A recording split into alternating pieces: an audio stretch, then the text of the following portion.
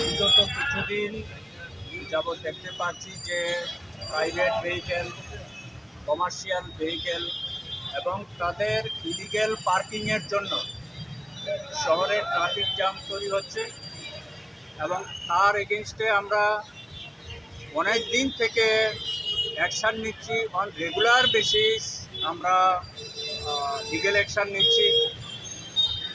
শুধু আগরতলাতেই নয়, সারা ত্রিপুরাতে আমরা অ্যাকশান নিচ্ছি। এর মধ্যে গত 6 মাসে আমরা 21,000-এর বেশি ড্রাইভিং লাইসেন্স সিজ করেছি এবং তার মধ্যে 7,000-এর উপরে সাসপেন্ড হয়েছে এবং বাকিগুলোর জন্য প্রক্রিয়া চলছে।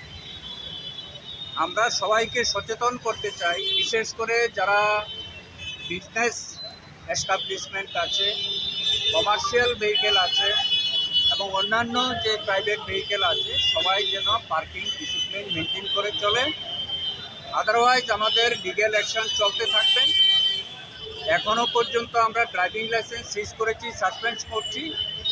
এখন থেকে আমরা ভেহিকেলকে ডিটেইন করার জন্য যে আইনি প্রক্রিয়া সেটা স্টার্ট করেছি এবং অনেক ভেহিকেলের আমরা রেজিস্ট্রেশন ক্যান্সেল করার জন্য প্রক্রিয়া স্টার্ট করেছি।